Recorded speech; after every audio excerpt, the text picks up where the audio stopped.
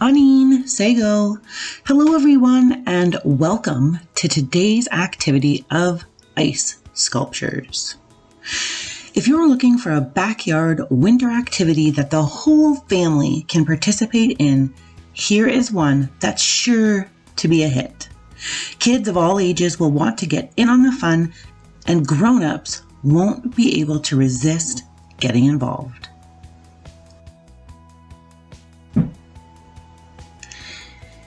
The materials that were included in your kit were an ice cube tray, balloons, and food coloring. Let's go ahead and get started.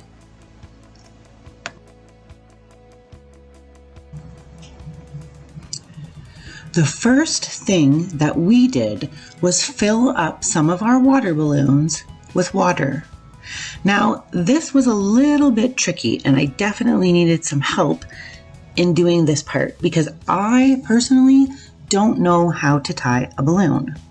Now, the other tricky thing was making sure that somewhere in my house there was a faucet that I could attach the balloons to, and the only place we could find one was in the basement with the laundry tub.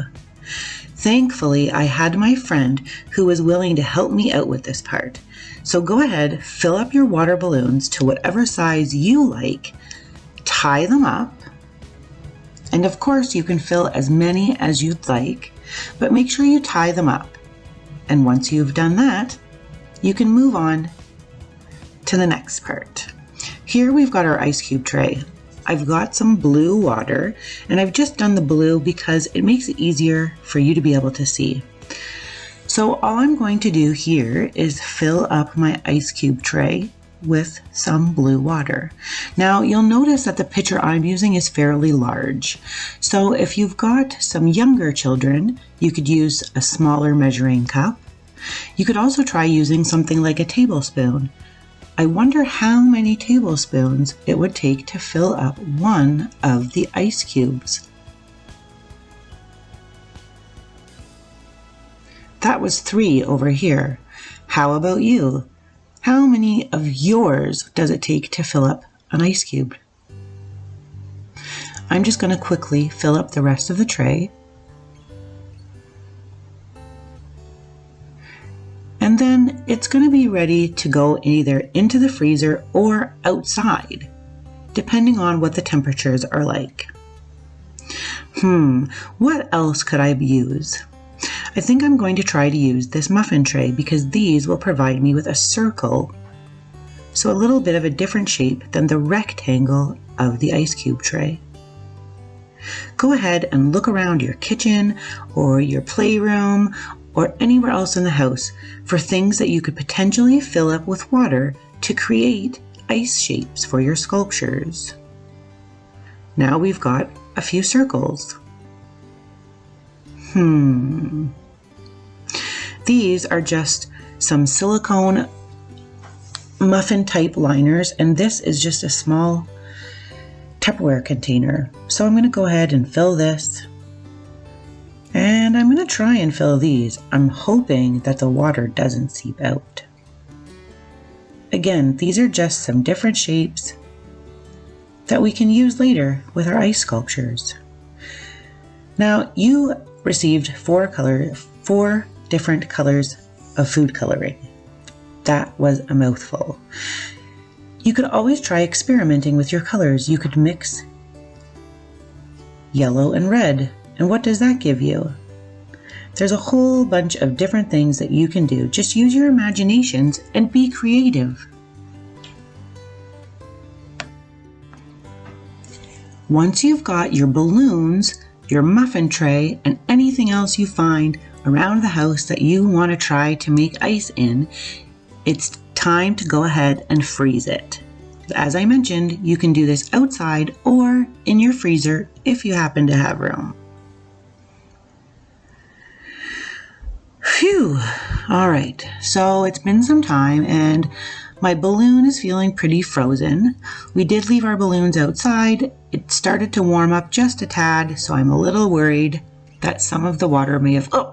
Oh my goodness, did you see that? Be very careful when you're opening your balloons, especially if you suspect that they've either started to thaw or they're not exactly frozen all the way through. I figured something like that might happen. Now, the easiest way to get the balloon off that I know of is to just use some scissors, take off that top piece, and then maybe give another little slice, and then you should be able to just peel the balloon off. And there we go. It's a frozen balloon.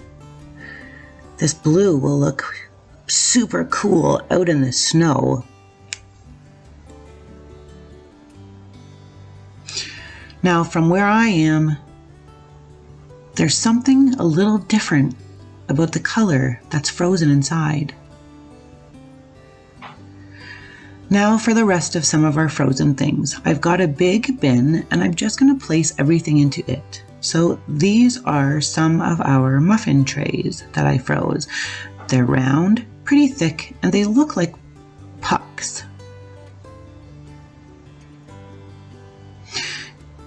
Here are some of the ice cubes that we made. Green and red. What shape are these? I'm gonna dump this one all in the bin.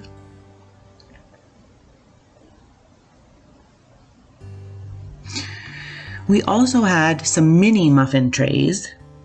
So these are just smaller versions of those pucks that I showed you at first. I've already got an idea starting in my brain about something that I want to try to create. That looks like a good amount of ice to get us started. Now, this was a little bit of an experiment. Here we filled a Tupperware container and put it in the freezer. Look how easily it pops out.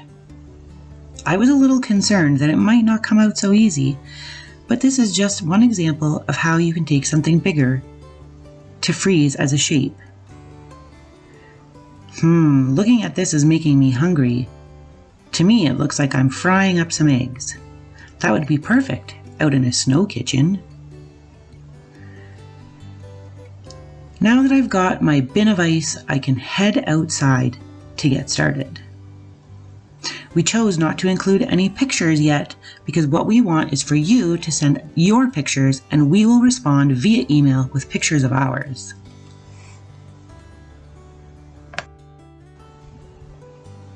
We wanted to share some quick tips for building. You'll need to start by mounding up some snow to form a small snow wall of sorts. This will be your building platform. You can build your structures directly on top of this wall, or you can decorate the sides of the wall with your colored cubes. The trick to getting your ice cubes to stick together is to use water. To get started, dribble a little water onto the snow and press an ice cube into it. Hold it until it's frozen in place. Each time you want to add another cube to the one before, you'll again dribble a little water over the cube, and then you'll want to be able to count.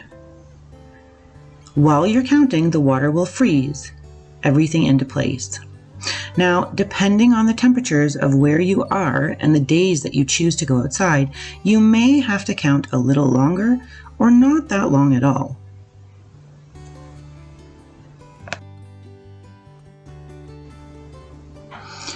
Parents and caregivers, just a little extra something for you. Children come with an amazing sense of wonder. And the best way to explore all of these different wonderings they have is by encouraging them with questions. We've included a few questions here to get you started in creating conversations with your children to get their minds start working. How cold does it have to be outside for water to freeze? Or you could ask, what happens if we mix our colors?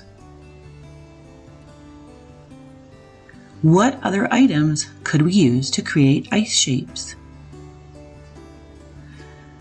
Those are just a few questions to get you started in wondering together. We hope that you enjoyed this week's activity of ice sculptures and can't wait to see all of the pictures that you send in with the ice sculptures that you make and create together. I think that the end of this week, the next coming days, might be the perfect time to get your ice sculptures started. Until next time, Ona!